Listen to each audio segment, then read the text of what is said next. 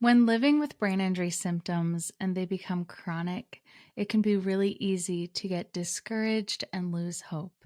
Today, we are going to be hearing from Nia Renee, who is a survivor of 6 brain surgeries. And she's going to be sharing her story and encouragement and empowerment for survivors and family members to know that you are not alone. There is always hope, and you are not alone. Hi, I'm Cristabelle Braden, and this is my brain injury podcast, Hope Survives. Here we share information, education, and support for the brain injury community. This is an uplifting podcast to bring hope to your darkest days. As a survivor of traumatic brain injury and multiple concussions, I know what it's like to struggle to find hope. I don't want anyone to feel as alone as I did, and that's why I started my online community called Hope After Head Injury. This podcast is an extension of that, and I'd love to invite you to join along as we explore the realities of life with brain injury, with messages of encouragement, interviews with doctors and professionals, and survivor stories. No matter where you're at on your journey, there is always hope. With a little hope, you can make it through today. With a little faith, someday you'll get through the pain. Just a little love is enough to light the way through your darkest night. Hope survives. Hope survives. Hi, everyone. Welcome back to Hope Survives podcast. I am so glad that you decided to listen and tune in today. And I'm so excited to share today's episode and story with you. This is a story of empowerment and resilience. And Nia Renee is very inspiring. She has had to live with the Chiari Malformation that was discovered, which led to multiple brain surgeries. And she is also the founder of How to Love a Battered Woman, which is a coaching business dedicated to helping survivors of narcissistic abuse reclaim their lives. There's a lot of depth to her story, and I hope that you find it encouraging today. And I'm so glad to be able to share this interview with all of you. Now, before we get into that, I wanted to share that we are still having our monthly Zoom support group, as well as our monthly brain injury Bible study group. You can sign up for those at hopeafterheadinjury.com, and I would love to meet you on the groups or get to know you there. And I am just really grateful for all of your kind words and response to the last episode about my brain injury anniversary. I got a couple emails from listeners just encouraging me on my journey, and you guys don't even know how much that means. So thank you so much for your kindness as I shared some of my story in the last episode, which, like I said, I don't often do here on the podcast, but I would love to do more. So without further ado, let's get into Nia Renee's story, and I hope that you will find it encouraging. I know that I did.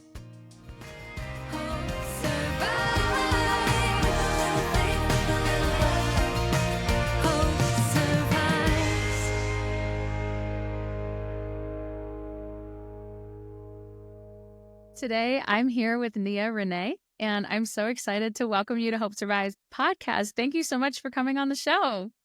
Yeah, thank you so much for having me. I'm so happy to be here.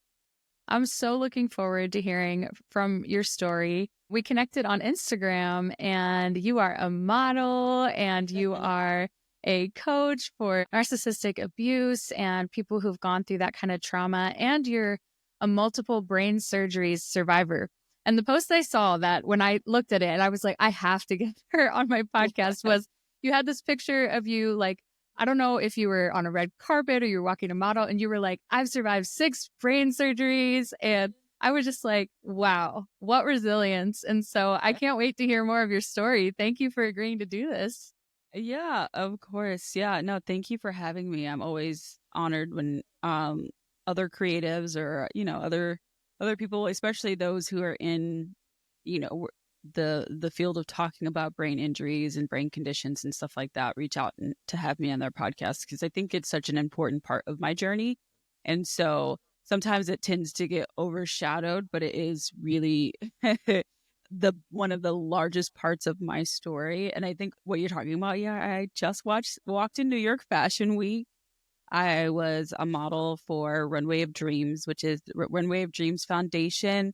They support models with disabilities. They uplift models with disabilities and help um, amplify models with disabilities and chronic illnesses to show the world that we are here and we're talented too, and we deserve a shot at, a once in a lifetime opportunity with New York Fashion Week, but also with adaptive wear and just having, us a part of the conversation when it comes to fashion and the whole industry.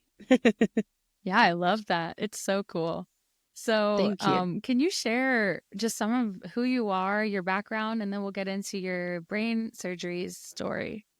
Yeah, so I'm Nia Renee. I am the founder of How to Love a Battered Woman. I am a certified relationship coach. So I'm a certified narcissistic abuse relationship recovery coach. I'm also a certified motivational speaker, author, model, survivor, advocate. And I started my journey with How to Love a Battered Woman 6 years ago on Sunday. So it's just been an interesting journey to see where I went from 6 years ago to where I am now. And tomorrow, October the 2nd, is actually my 5-year brain anniversary of my first brain condition. So Wow. yeah, it's weird. Yeah. This time of year is Wow. always so crazy, like seeing the Yeah. memories that pop up and like, yeah. Well, I'd love to hear your brain injury story. So, yeah, why don't we go into that? Yes. So I got my brain diagnosis in 2019, Chiari 1 malformation, which is basically where the brain's too big for the skull and it causes you can have up to 180 symptoms, I believe, 100 different symptoms. And I experienced so many different, well, not 180, sorry. It's over 100 symptoms and I experienced 80 of them. And my symptoms started back in, I want to say, 2015, 2016 time frame, when my symptoms are where I couldn't even laugh. um I couldn't laugh, cry, I couldn't do any of those types of movements without getting this insane headache in the back of my head. And I was confused for a long time, so I was like, what is going on? Laughing's like one of my favorite things to do. And when, sometimes I'd have to pull over because these headaches would just come out of nowhere and they would just completely take over. So insurance, of course, is like, well, we're not going to pay for an MRI unless you do physical therapy first. So I had to do 6 weeks of physical therapy, which only made my symptoms worse. And then when I finally did get an MRI, the spine surgeon I was seeing said, yeah, we need to refer you to, not spine surgeon, but spine doctor. But she was like, yeah, so like, um, we need to refer you to a neurosurgeon because you have this condition called Chiari Malformation. We don't know a whole lot about it, but like also don't Google it because like a lot of crazy symptoms pop Oh up. And I was no. like, what? And they were like, yeah, but like, yeah, the doctor we're gonna send you to, he's definitely somebody that's like will see you as their kid and like will treat you like you're their kid. And it's just, he has the most care in the world. But yeah, so we're gonna send you to neurosurgery. And so I left like, I have to have brain surgery on a condition that they know nothing about. What is happening? And I was so confused and then obviously terrified. So that's how my journey started. Wow. And that was 5 years ago. That was 5 years ago. Yeah. Okay. Yeah. So what happened when you So saw the neurosurgeon? he was the most arrogant, rude, like frustrating. Like it was my first like true I'm sorry for laughing. I'm experience. just not No, no, I'm you're just not totally fine. surprised with my own experience when neurologists and yeah. Yeah. No, you're totally fine. Um, yeah, I just like it was like I was very confused. I was very frustrated, and he was just like, "Well, um, I've never seen this condition present the way that it's presenting in you." Like, and then he wanted to do like all of these very expensive tests, additional tests, and I left feeling so defeated. That was like the third surgeon I had seen that wasn't a specialist. And the clinic that I wanted to go see in Aurora, Colorado, is with Dr. Oro. He had this very innovative technique that he did, but he was retiring and he was training up his predecessors. So it was just a time where I was like, okay, I'm scared. I don't know what's going on. I was in Colorado, and I remember leaving feeling very angry, very frustrated. That was like my first taste of medical gaslighting. I didn't really understand. And then this doctor's office that I submitted my paperwork to in Detroit, Michigan Brain and Spine, they got back to me and they were like, "Yeah, you really need the surgery. This is why you're experiencing all the symptoms. I'm actually very surprised that you don't have a tethered spinal cord because, I had really bad bladder symptoms. I have what's called neurogenic or cervicogenic bladder, where my brain communicates with my bladder. My brain doesn't communicate with my bladder. So my brain just constantly thinks I have to use the restroom all the time. So she was surprised that I didn't have a tethered spinal cord because of my symptoms. But yeah, she was like, "Yeah, you need the surgery." So found out 5 minutes after I left, and I was like so annoyed and so frustrated. And um, then I felt seen and heard, and things started to make sense. So shout out to Dr. Gilmer's office. Shout out to her, um, in Detroit, Michigan. Yeah. Thank you for sharing that part of the journey. I think that's something so many brain injury survivors experience because you can't really see it on the outside and you kind of get the runaround with medical professionals. They like some people, they're like, is it just psychological? Is it in your head? Like, are you, what's going on? And so I'm so glad you continued to seek to find the right practitioner because I think that's half the battle is finding the right doctor. Yeah, that's the biggest part of the battle is not being seen as someone who is attention seeking or hypochondriac or medication seeking, being called too emotional, being referred to as hysterical, being told I was making it up in my head, but it's really in my head, so I don't know how I'm making it up. And yeah, so yeah, that's a part of the hardest part, especially when you have a rare brain disorder that neurologists are literally taught and other medical professionals are taught to believe that Chiari malformation isn't real and that it is it's an incidental finding. Most people live with having a brain herniation and aren't symptomatic, and it's all so you already start off with your back essentially against the wall immediately because they don't think that your condition is real. So adding that on top of trying to find a specialist for a rare disorder is it's perplexing and it's terrifying, and a lot of us will settle for a doctor because that's the first person who listened to us. The first thing I was told was if they don't do the surgery 10 to 20, less than 10 times a month, that's not the type of surgeon you want. And I was told that from Dr. Oro's office, who the doctor was retiring, and they had a list um of doctors in the world who were Chiari specialists, and so that's how I found my doctor in Detroit. Okay. So you were able to get the surgery, and how did that impact you? It's still hard to even come to terms with, really.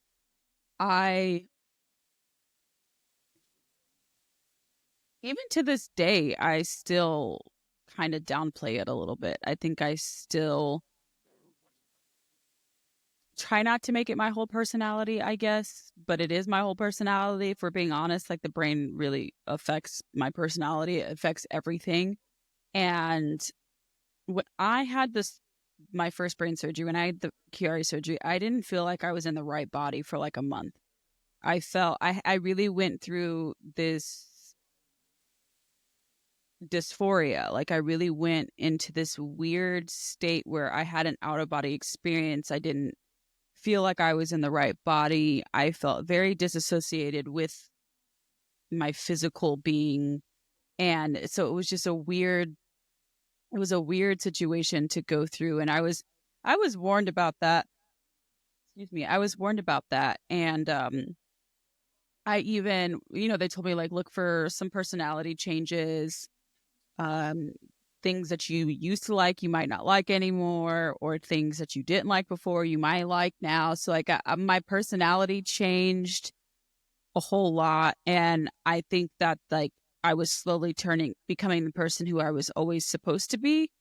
And so I just went through this really interesting and challenging time of trying to get to know who I was again in a new body, while also trying to deal with the trauma associated with the fact that like I literally just had like my head cut open, and it took until I admitted myself into a partial hospitalization program in August 2023, to realize that I had done there was so much fake positivity surrounding around, like, especially when you start to talk about disabilities and chronic illnesses and health. A lot of people always say, well, you have to keep a positive attitude. And it was such toxic positivity that I never really handled or acknowledged what I was experiencing until I was fresh out of my 6th brain surgery, and I'm having panic attacks because I'm sleepy. But that's because being sleepy is associated with the severe crippling chronic fatigue. So now I'm having a trauma response to a Yeah. normal like thing that people get tired. So it was, yeah, very Yeah. interesting Thank you for sharing. I feel that route. so many with brain injuries, you feel so out of control. You feel out of control in your own head, in your own body.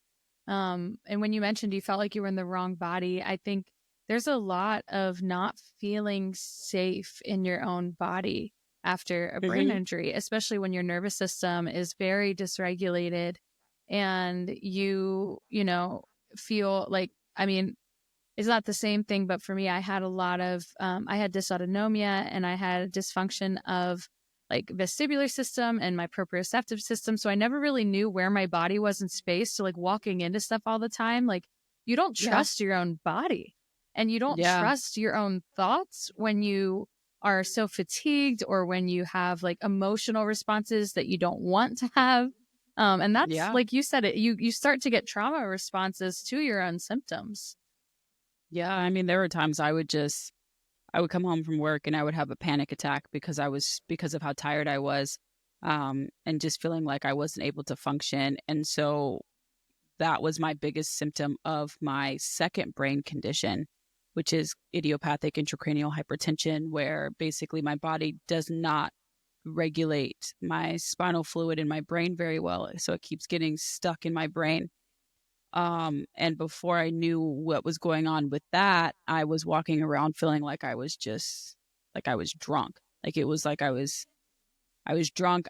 And I was nauseous all of the time. I could barely walk straight. My husband had to help me take care of myself essentially, because like my functions in my body were just decreasing, and it was terrifying being on the inside looking out, because I was losing so much of that control. and being a survivor of sexual assault and domestic violence, it's really scary when you can't have full control over what's going on. And there were times when I was in the hospital and I'm so drugged up. They have no idea what's going on with me, but they're pumping me full of pain meds, and I'm drooling and I can barely function, and I literally have no control over what my body is doing because now I'm under the influence of drugs. And it was, yeah, it's just a terrifying situation to be in. It's scary when you can't get answers, you don't know what's going on, and it just, you get this I literally got tunnel vision, and it just seemed like my world really started to fade away and nobody could tell me why, and it was excruciating.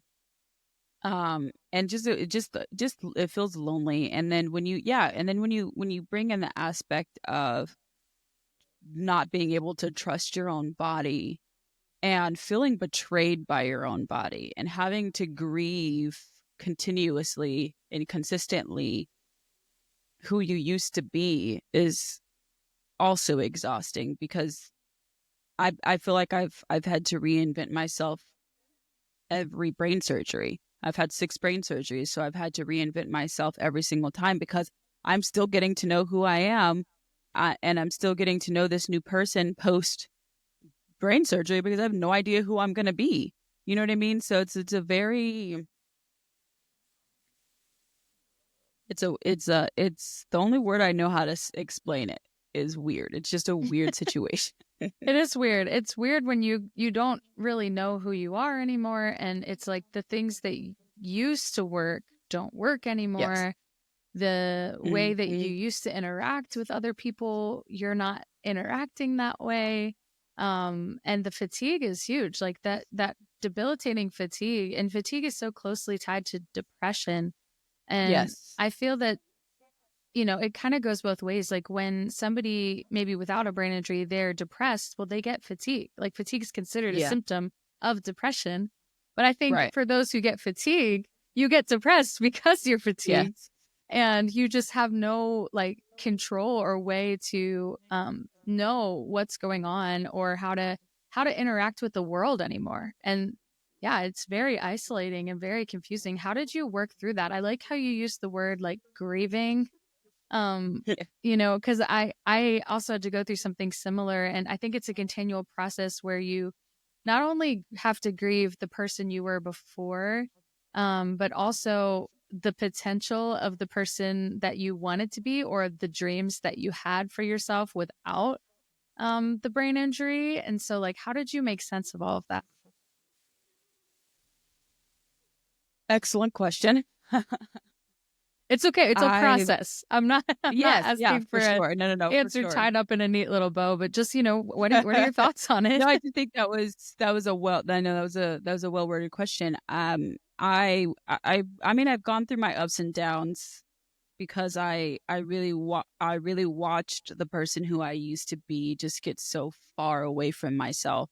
I mean, I was a 3-sport athlete in high school. I played volleyball, basketball, I ran track. I was very athletic. I was very, I was always involved in sports. Somehow I was always very active, and going from being very active to being on bed rest is completely not who I am.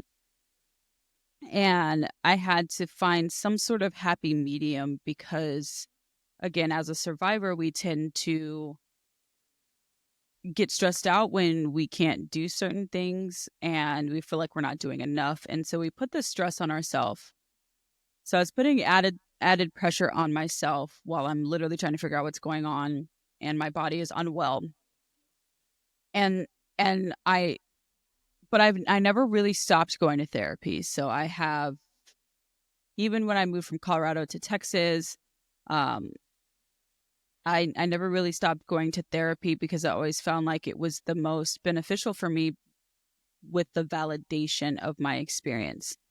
And it's different being validated by someone who is certified, who's a clinician, someone who did the education to do the work to get to where they were, to validate my experience. it's much different than, you know, seeking family and friends who are just like, okay, well, you aren't over that yet. Like, you haven't gotten over that. Like, yeah, you had brain surgery 5 years ago, but like, why are you still holding on to that? And it's like, you have no idea how much my life has changed in the last 5 years.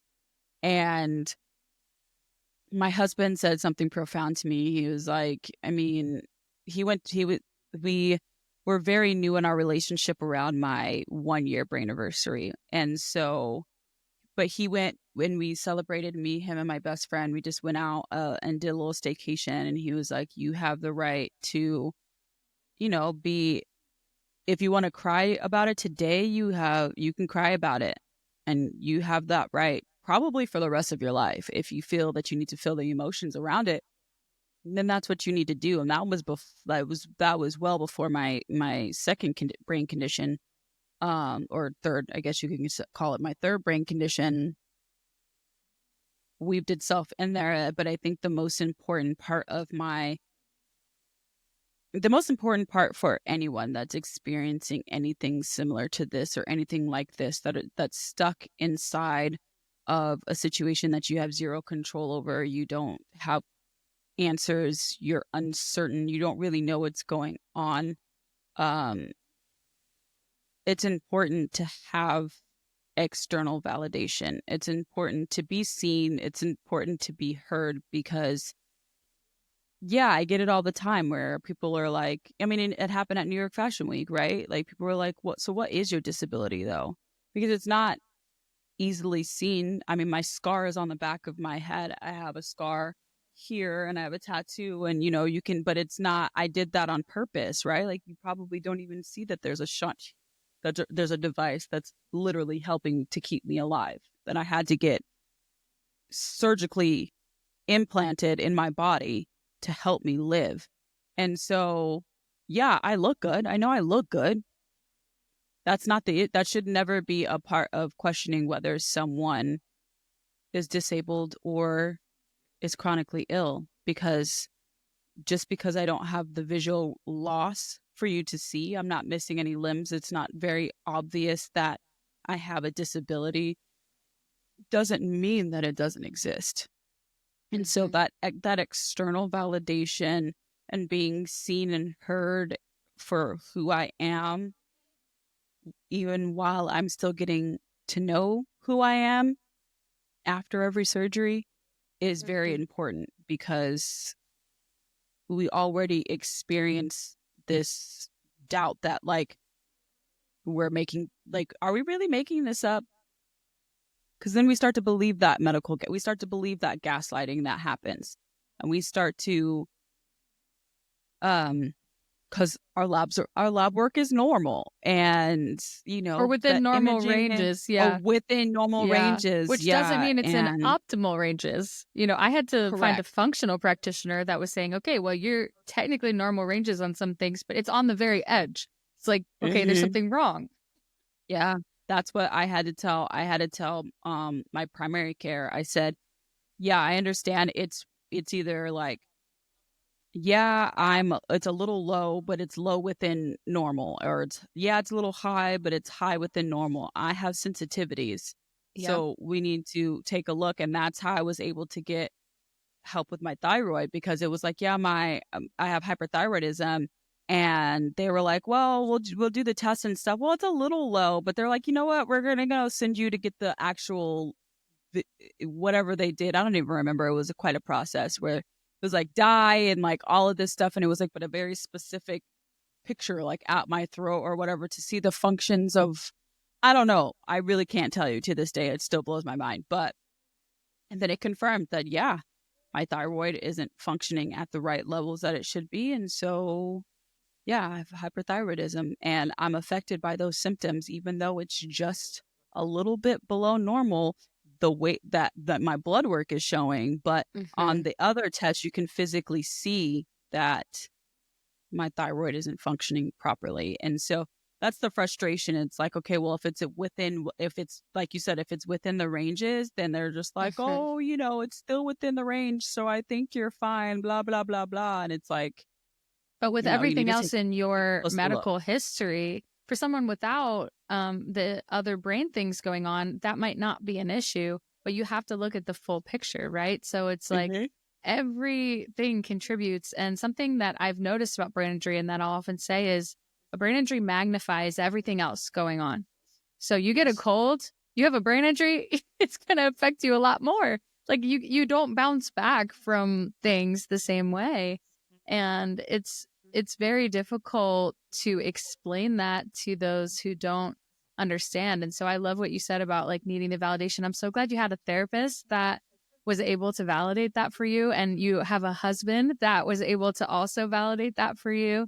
Absolutely. And so like for those listening, maybe if you don't have someone like that in your life, trying to find like a therapist or a practitioner, or even like a friend from attending a brain injury support group that would be able to validate, hey, this is okay. Or maybe even listening to this podcast, Nia Renee is validating it for you today. Yes, exactly. It's important to have a good support system and have people around you who believe you. It's really hard. It's a hard journey. It's a hard process. It's a tough place to be in. But yeah, having a good support system is really important. And if you have people that aren't supportive, don't be afraid to fire a doctor. Don't be afraid to. You have to advocate for yourself, even when it's really hard. And if you can't advocate for yourself, it's important to have people in your life that can help advocate for you. It's like when I was in the hospital fighting for my life, my husband had to do all of the work. Like I ended up sharing a note on, we have iPhone. So I shared a note that had like all the medications I was on, all my surgical history, so that he had access to it, so that he could speak when I couldn't, because there are times where I couldn't even explain what was going on. And so, it definitely taught us how we need to be prepared in the future and what that looks like for others too. That's such a good idea, to have something written down, shared with someone. I haven't even thought of that. I'm sitting here going, I should probably do that. Get something. Yeah, we made I made a chronic illness baddie workbook that kind of is like a place that you can have like to go. So sorry, one second. I created this workbook. I think I have one. Oh, it's way over there. But it's a place where you can put your emergency contacts, the medications you're currently taking, your surgical history, and then you can also track your symptoms every single day, because what it came down to for me was like showing the proof of how I felt every single day was what got doctors to believe me. And so whenever I start to get symptomatic, or I'm experiencing something, I put it in my workbook, and then I take my workbook with me, and it has all of my history, and I can show them exactly what I'm dealing with. And I created that because I wanted other chronic illness baddies to have something that they can refer to when doctors aren't taking them seriously, because it happens. It happens every single day. And it's so frustrating. Mm-hmm. Yeah, that sounds so amazing. Thank you for sharing that. So as we're getting towards the end of our time here, I would love to just hear your journey from your surgeries to now. And as we've been talking about these different elements of it, like how have you been able to keep going? How have you been able to continue on and to not give up through it? Yeah, it got rough there for a while, but I do everything out of spite, and I have a lot more people to piss off, so I'm not really done yet. So I was like, yeah, I can't let them win yet. Like, I have a lot more people to piss off, so I got to keep going. I wish I was joking, but I'm not. But the other thing is too, is that like I have my husband, and what really helped me push through was like I really deserve to see what life is like with my husband. I deserve to see what life is supposed to be like with someone who really loves me and is supportive of me. And so that honestly was part of my will to continue moving forward, was because I was like, I just got like, I haven't had enough time with him. I haven't had enough time in my safe, happy, healthy relationship that I've worked so hard and so deserving of. Like I have to see what this looks like. I want to know what life is like in a happy, healthy relationship. And so that's really a huge part of what helped me um keep going forward a bit, because it's difficult. You know, I got laid off from my corporate America job in August of this year, and I decided to take my relationship coaching full time because I get to control my schedule. I get to control how, you know, I navigate being chronically ill and having my chronic illnesses. And so, you know, and I, you know, part of it was I was laid off because I became a liability to a company that just couldn't handle someone who was as sick as I was. I had 5 brain surgeries in a year. So, you know, it is what it is, but I'm going to keep going. Advocacy is something that's very important for me. I want to show other abuse survivors and chronic illness baddies out there that you can have the life that you really want, and you deserve to have freedom and control, and we deserve to be treated like the special human beings that we are, because we do require to be treated differently. We do have certain ways that we have to be treated, and it shouldn't be seen as an accommodation. It should just be seen as that's just what this person requires to be able to function to their best ability. And I will never stop fighting for that when it comes to, you know, disability rights, when it comes to victims' rights, when it comes to assault survivors' rights, when it comes to anything. I will always be vocal and loud about it, because I know what it feels like being trapped in a society where I'm seen different because of them, because of any of those situations. And so that's what's important to me when it comes to how to love a battered woman, because I'm not just talking about external abuse. Like, my body is abusing me internally, and I can't escape it. And I have to accept it, and I have to figure out how to have that relationship where I can trust my body. So I think it's a lot deeper than just surviving external abuse as well. It's surviving what I have to deal with, or people like us have to deal with internally every day. So yeah, the day by day. Yeah, continuing the process, right? And also that it's not like a straight line of healing. There's setbacks, and there's good days and there's hard days, and sometimes it's unpredictable to know when those are gonna hit. Flare-ups and all sorts of parts of the journey. But what I'm hearing from you is you continue taking whatever step is in front of you, right? You just take that next step, and you whatever it looks continue. like. Yeah, whatever it looks like. Yeah. Yeah. Thank you so I'm much. not done pissing people off. Yeah. I have so many more people to make mad. I have a list to go down. So that's I'm thriving off of spite. You're gonna get through it. Yeah. Absolutely. Thank you so much, Nia Renee. So to close, I always ask our podcast guests, this is Hope Survives podcast. So what are your final words of hope to our listeners, specifically to those who have survived any type of brain trauma? Any words of hope? You are deserving of, you're not a burden, first of all. You're not a burden. And we feel like burdens, and sometimes we feel like we're too much, and we require certain things so that we can function. And you're not a burden, you're not too much. That's you needing to be loved where you're at, and that is okay that you need to be loved where you are at. You're not a burden. You deserve everything. You deserve happiness. You deserve healthy love. You deserve a healthy life. There is a love after abuse, and there is a life during chronic illness. And I always sign off everything by saying this: drink some water, get some rest, and don't let nobody's dusty ass child treat you any kind of way. All right. I love it. Thank you so much. It's been wonderful hearing your story.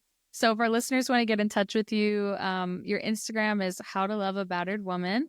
That's your website Yes. as well. I will Yep. put those links below.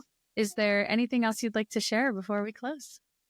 No, thank you so much for having me. I really appreciate it. I enjoyed myself, and I love the communities that we're building as slowly and as efficiently as we can. Thank you so much. It's been a pleasure speaking with you and hearing your story. And I look forward to seeing on Instagram how much more you're going to move forward. Thank you. I appreciate it. Thank you so much. Thanks so much for tuning in to Hope Survives podcast. Make sure to subscribe and stay tuned, and would love for you to consider leaving us a rating or a review. Check out hopeafterheadinjury.com for more. I'll see you next time. And remember, there's always hope.